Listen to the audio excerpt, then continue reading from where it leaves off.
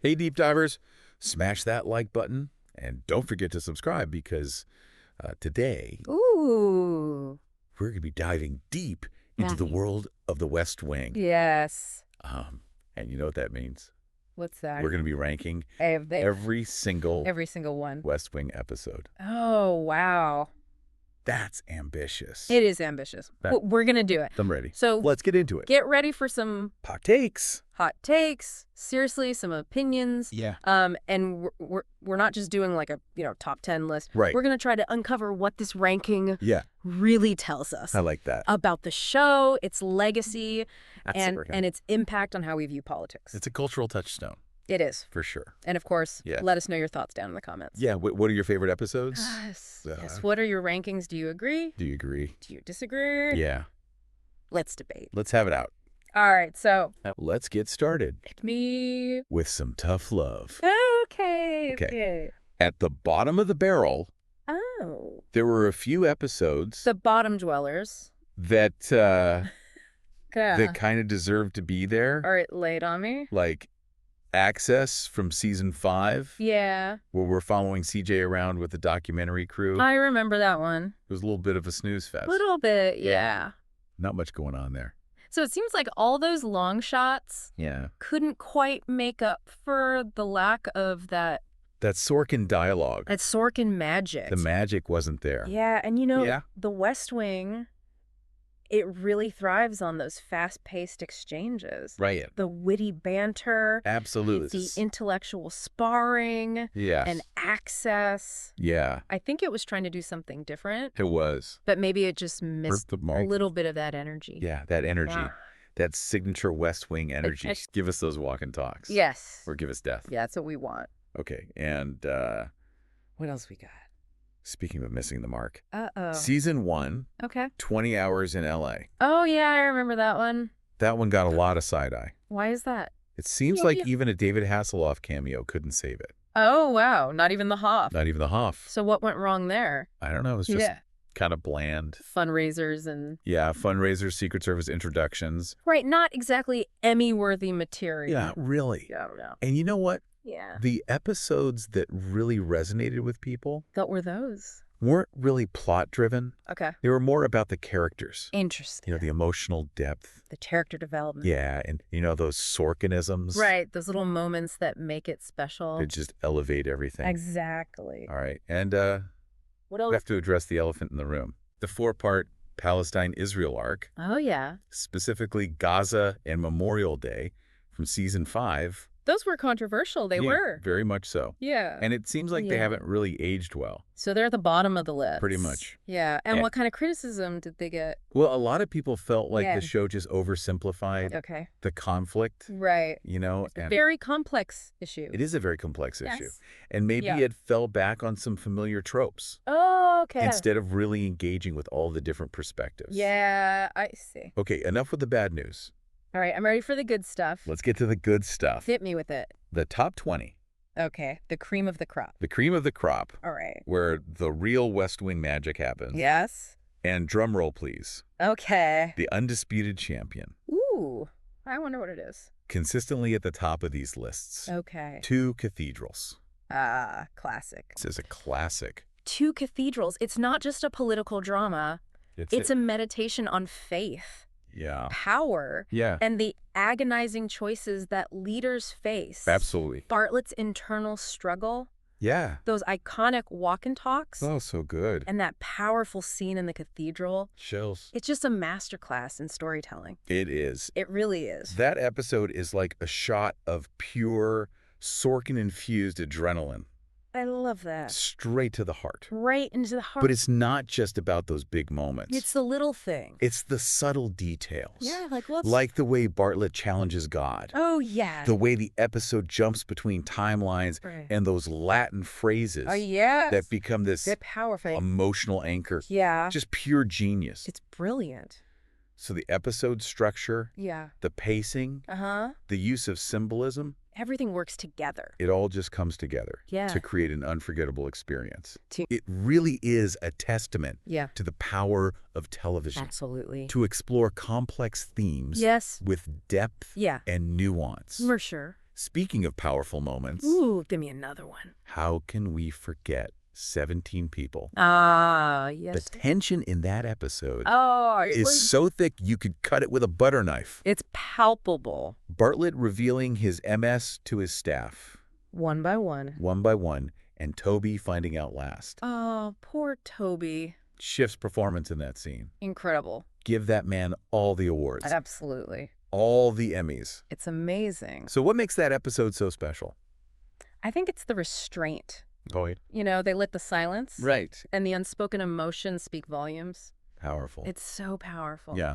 It's a reminder that sometimes the most powerful moments on screen are the quietest ones. They are. The ones that linger long after the episode ends. I agree with that. And then there's Bartlett for America. Ooh, another good one. Pure courtroom drama. I love it. Gold. Yes. Leo defending Bartlett during the congressional hearing. John Spencer.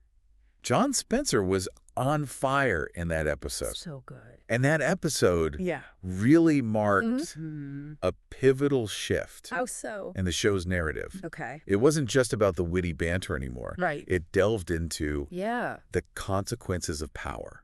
Ooh, interesting. Yeah, the personal sacrifices and the weight of responsibility. That comes with leadership. Yeah. For sure. And how can we forget Posse Comitatus? Oh, yes. That one's a tearjerker. The assassination of Sharif. Yeah. The Shakespeare play. I love that element. That gut-wrenching ending. Yeah, with Simon. Talk about an emotional roller coaster. This is the West Wing. Yeah. And it's most ambitious. Absolutely. Weaving together personal tragedies with political intrigue. It's so well done. So well done. They managed to handle all those storylines without sacrificing the emotional depth. Absolutely. And it's a reminder that the personal and the political are always intertwined. They are, especially in the White House. Especially in the White House. Yeah. Okay, one more I have to mention. Lay it on me. In Excelsis Dyo. Toby's quiet quest. Yeah. To honor a homeless veteran. It's beautiful. It's such a beautiful example of how the West Wing could take even the smallest gestures and make them feel monumental. So true. It's a powerful reminder of the human cost of war. Yeah. And the importance of compassion. Absolutely. In a world that often feels cold and cynical. Yeah, I agree. So we've explored the bottom of the barrel. The highs and the lows. And the heights of West Wing greatness. The best and the worst. But what does this ranking tell us about the show's legacy? What does it all mean? And where do you, listeners, our deep diving crew, fit into this whole equation? That's the question. Hit that like button. Yes. Subscribe and stay tuned. Because in part 2... What are we talking about next? We're going to be unpacking those burning questions. Okay, I can't wait. And diving even deeper into the heart of the West Wing. This is going to be good. It is. So, looking at these top-ranked episodes, one thing that really stands out... What's that? It's the show's signature style. Oh, yeah. Those unforgettable walk and talk. Walk and talks, yeah. They're not just visually dynamic. Right. They're like a narrative engine. Okay. You know, propelling both plot and character development. It's true. They really are like a secret weapon. They are. They pack so much information. Yeah. So much wit, so much drama. And they do it. Into these fast-paced exchanges. Yeah, in such a clever way. It's like a verbal ballet. I love that. With Sorkin's dialogue as the choreography. Yeah, it's like a dance. It's like a dance. Between the characters. Absolutely. And the ideas. And the ideas. The walk and talks, they highlight the show's unique rhythm.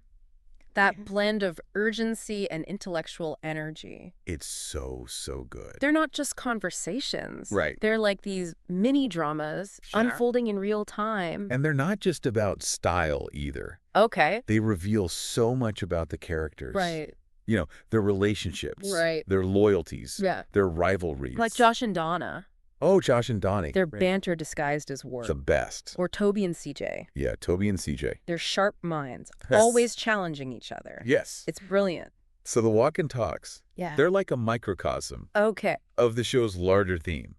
Of what? The interconnectedness of personal and political lives. Right, because these characters, they're not just cogs in a machine. They're not, no. They're complex individuals whose relationships shape how they navigate the world. And those relationships. Yeah. Those bonds of loyalty and friendship. Yeah.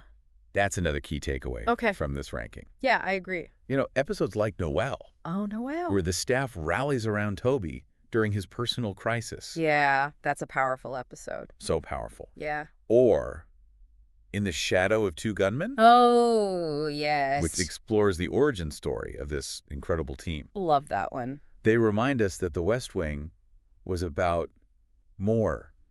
More than just the politics. Just politics, yeah. It was about the heart. It was about the human heart. Yeah, beating beneath the surface. Absolutely. And, we all crave those connections. We do. That sense of belonging. Right. And the West Wing reminded us that even in the high-stakes world of politics, those human bonds are essential. Absolutely. We need those connections. We do. We need our tribe.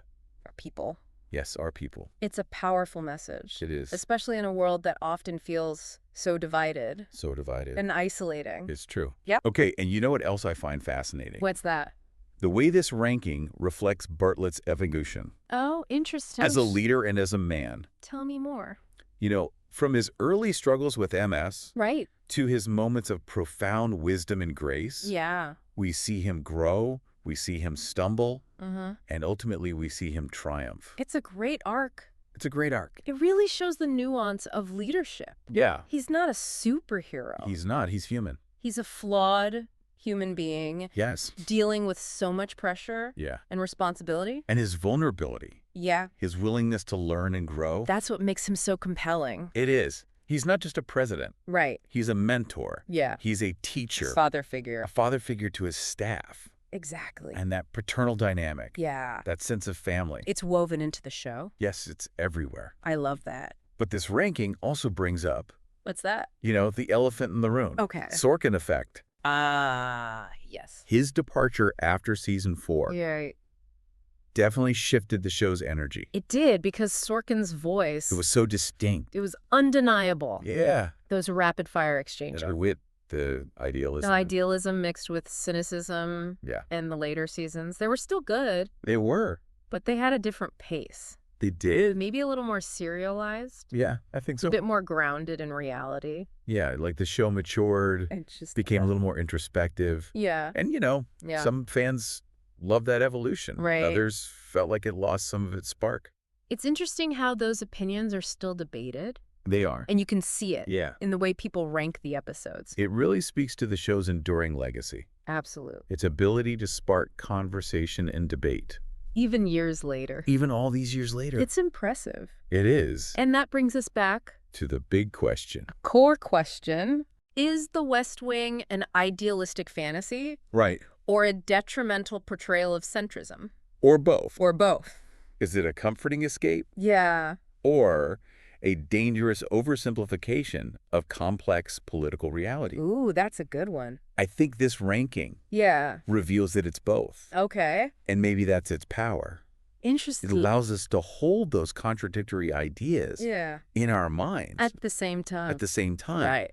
To be inspired by the character's idealism. Yeah. While also acknowledging the limitations of the system. Right. The real world. The real world, the West Wing, invites us to engage with politics on an emotional level. Okay, yeah. To wrestle with these complex issues. Yeah. And to imagine a world where leaders strive to do the right thing. I like that. Even when it's difficult. Even when it's hard. And that's what makes it so compelling. Yeah. So relevant, even today. Absolutely. It's not just a show. It's more than that. It's a conversation starter. Yes. A catalyst for critical thinking. And reflection. And reflection. I love that. So, we've explored the highs and the lows. We have. The enduring legacy of the West Wing. It's quite a show. It is. But now we want to hear from you. Our listeners. Yes, our deep diving crew. Okay. What episodes resonate most with you? Yeah, what are your favorites? Which moments still give you chills? Yeah. Do you buy into the hype of two cathedrals? Right. Or do you have a different personal favorite? Yeah, let us know. Hit that comment section. Yes, tell us everything. And let's get this conversation rolling. I can't wait to hear what people have to say. So as we're wrapping up this deep dive into the West Wing. Into the world of the West Wing. It's clear that this show, it's not just about politics. Right. It's about the people. The relationships. The relationships, the struggles, the triumphs. Those human moments. That make up the human experience. Absolutely. It's about finding hope in the face of cynicism. Right. Believing that even in a flawed system, Individuals can make a difference. It's a powerful message. It is. And I think that's why what? it continues to resonate with viewers. Even today. Even all these years later. It's true. You know, we crave stories. What kind of stories? That remind us. Of what? Of our shared humanity, stories that challenge us. To do what? To think critically. Right. And engage with the world around us. Absolutely. The West Wing, it wasn't just entertainment.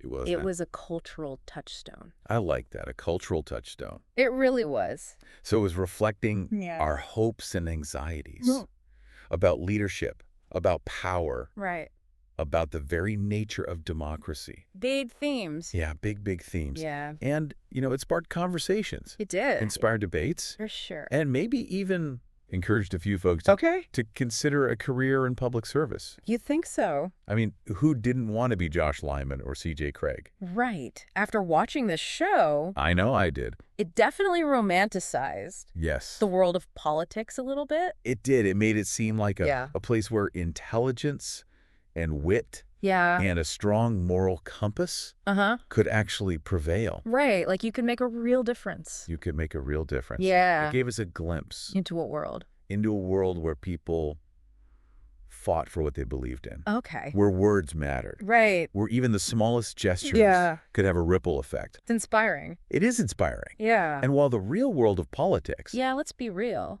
...might not always live up to that. Idealized vision. That idealized vision. Right. The West Wing. Reminded us. Of what? That it's worth striving for. Okay. It's worth believing in. Yeah, I agree with that. So, as we bid farewell... To the West Wing. To this deep dive into the West Wing universe. Yeah. We leave you with this. Okay.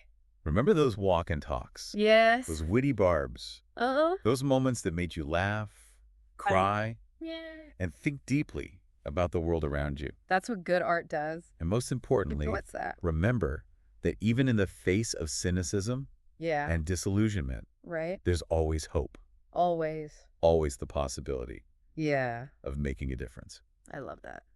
Don't forget to like and subscribe and leave a comment below. Yes. Telling us about your favorite West Wing moments. We want to hear from you. Until next time, deep divers, keep those walk and talks going. Keep walking. And never stop believing. In what? In the power of good storytelling. Good stories. Good stories